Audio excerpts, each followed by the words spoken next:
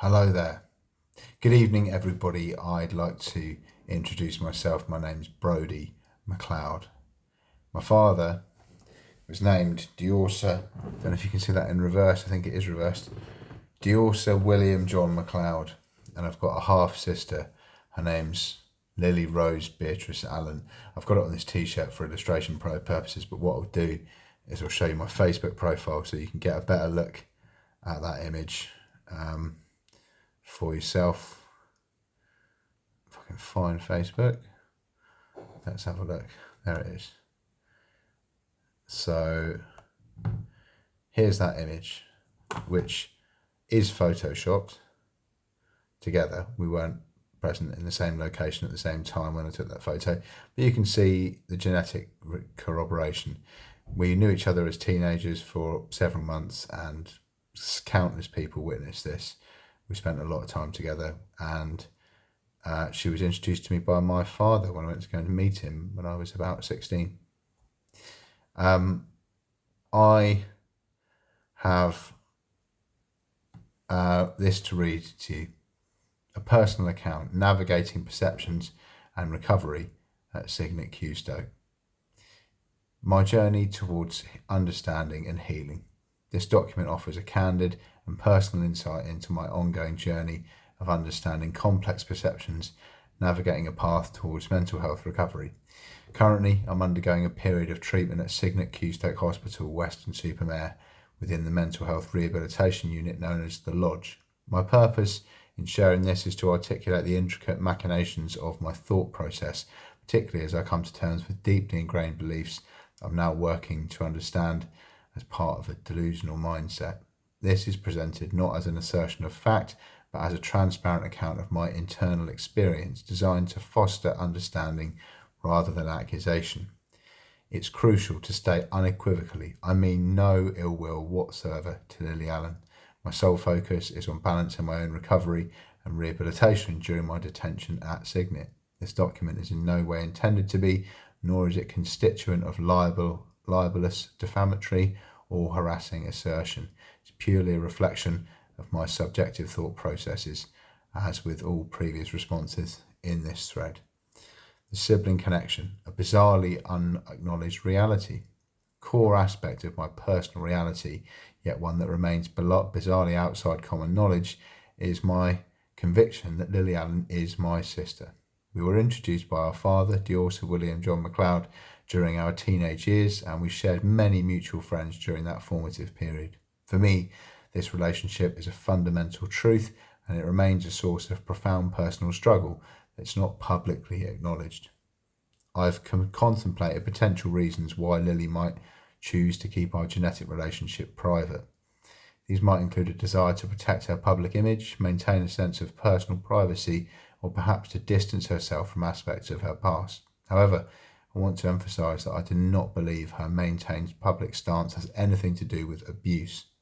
If needs be, a DNA analysis could easily evidence our sibling relationship, with my DNA stored on Ancestry.com, providing objective verification of this personal truth. My struggle here is not about proving the relationship, but understanding why it remains unacknowledged in the public sphere. Confronting delusions, the booby-trapped windowsill. A significant and deeply unsettling component of my delusional belief system is the persistent perception that my tiled bathroom windowsill was booby-trapped with explosives. This delusion also involves the conviction that this event coincided with a serious assault on my sister Lily, resulting in life-changing injuries. I want to be clear, extensive and unambiguous. I'm in no way alleging that I still believe any controversial or unpleasant assault did actually occur. I'm actively working through these perceptions as part of my mental health recovery. However, I must acknowledge that I'm still struggling with very persistent suspicions regarding this specific delusion. The vividness and reoccurring nature of this belief make it a challenging aspect of my rehabilitation, even as I consciously strive to recognise it as a product of my own thought processes. I do not believe explosives were planted in my home, but on my recovery journey, I still strongly suspect it. The coalescing content, fueling fear and persecution. This document is designed to accompany a screen recording that showcases various journalistic articles. What I want to highlight in this accompanying visual is how many of these articles, by sheer inexplicable coincidence, happen to make surreptitious and unusually frequent and corroborating reference to explosives in their headlines or prominent content. For me, these publications, particularly when viewed through the lens of my delusional belief about the booby-trapped windowsill, have profoundly fueled my paranoia and fixation with fear and persecution. I implore the viewer to consider the statistically infinitesimal probability that this is purely coincidence. It is this bizarre and persistent coalescence of public information with my internal delusions that have made it so incredibly difficult for me to distinguish between reality and the machinations of my own mind. Understanding this improbable pattern is key to comprehending how I became fixated with these fears. I'm now, with the dedicated help of Signet's The Lodge rehab program, actively recovering from this period of intense fear and persecution. The therapeutic environment and support here are crucial in helping me process these complex thoughts and perceptions. Apologies and future dedication. I sincerely apologise to anyone I may have wrongfully accused of serious organised crime or an attempt on potentially both the life of my half-sister as well as my own. My intent in documenting these experiences is purely for my own therapeutic process and to share the reality of navigating a challenging mental health condition. I wish Lily Allen the absolute best for the future and will remain dedicated to preserving her peace and well-being. My path forward is one of recovery, understanding, and commitment to clarity for myself and those around me. So, I'd like to show you something. I'm going to go to Google and I'm going to type in Lily Allen explosive, and you've got Lily talks about her explosive autobiography on YouTube on Loose Women. The Mirror, Lily admits explosive autobiography upset her mum Alison. Got on coymoy.com, Lily Allen's explosive comeback. Lily Allen bears all again in Metro UK in daring see-through top after explosive book. Lily Allen wants her daughters to read explosive memoir in the Daily Mail. Lily Allen, this was a different thing where she was actually involved in a gas explosion in 2015. Long before that was a separate issue. These are more explainable. This is all to do with Glastonbury. This is to do with Glastonbury. You've got a mysterious beef with Fern Cotton and some more explosive references in the headlines. That's the caravan gas explosion, caravan gas. Can parents really have it all after Lily Allen's explosive claims? So there's quite a lot of articles. There is a gas explosion, which was in 2015, which is far before any of these articles were released. This one's from this year, Lily Allen's explosive comeback. That's nothing to do with Lily Allen. That's the gas explosion again. The Mirror, 2018. Lily admits explosive autobiography upset her mum Alison Owen. Then warnings about gas stoves.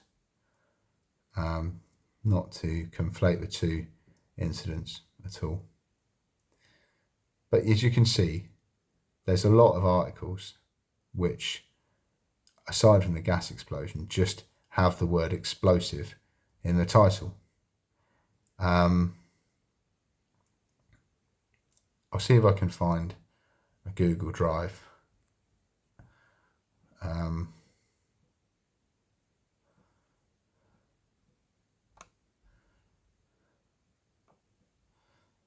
don't know if I'll be able to find it. I wrote a document a long time ago.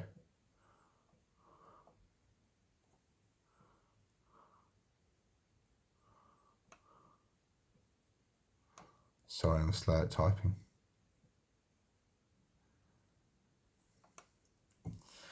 So this was what I wrote when I wasn't very well. So please respect that.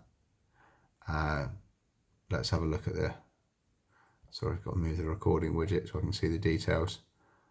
Let's find out when I wrote this. I wrote this on the 4th of April 2022.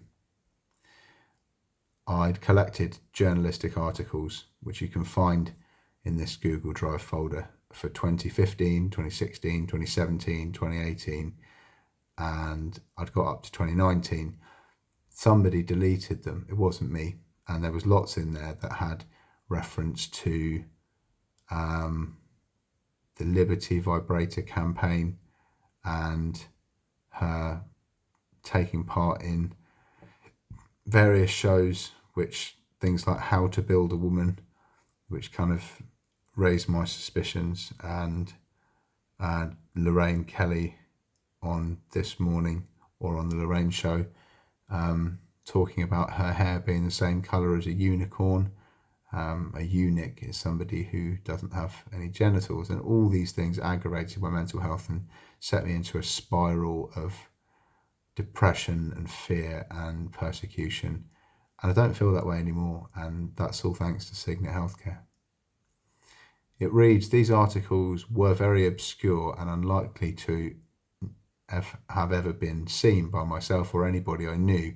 However, much like the others in the June folder, are replete with references to events involving my close family and I, and directly correlate in various ways. I'll provide more detail of this soon. I've just been going through Google, searching for Lily Allen, filtering news from a custom range, 1st to the 30th of June 2015, and adding the files as PDFs. If you want to do this for the rest of the folders, here's loads of others like this. Don't forget, you can just Control F when you're on a page and skip to the name Lily Allen. There's been lots of other recent coverage which shows up on major UK press web pages, which has been search engine optimized in order to make it arduous and time consuming for people to draw the obvious conclusions between the files in Connor 2019, which is like my shared Google diary, and media coverage of Lily. These incriminate the British state, police force, NHS, numerous banks, and other extremely powerful organisations. I don't believe that any longer. I wrote this when I was unwell 3 years ago. It goes on to make various assertions, and some of them aren't accurate. If you look in my Google Drive and you go to Connor 2019, you can go down to a folder, Lily Interviews, and in that folder there is journalism from 2015. I did have all the folders, so there's some various different folders, and some of them are very relevant to my delusions, and they led me to believe that things were not as they should be. If you want to do this for yourself, see if you can find any more than I can. You can always use the search tools on Google. So if we go to search tools and we can do advanced search, and let's get my head out of the way and get this widget that you can't see but I can out of the way.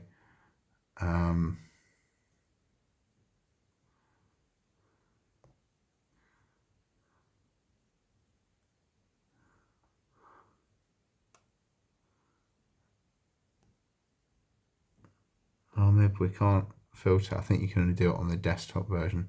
You used to be able to do it on here, but you can filter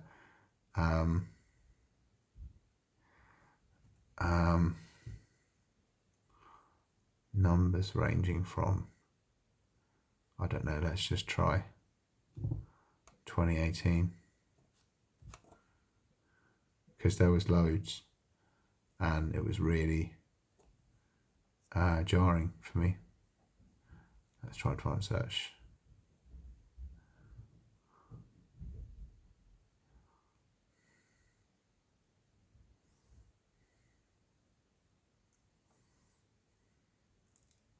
So these are some of these same articles. There's quite a few of them that mention explosives, and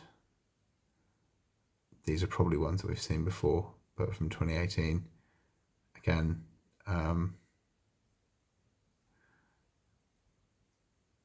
there's quite a few, and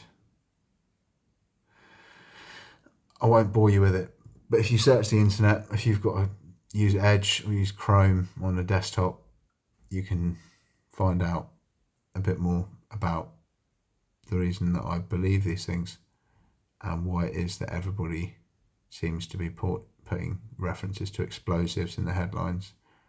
I thought it was subterfuge to allay any accusations that I might make, and I don't believe that anymore.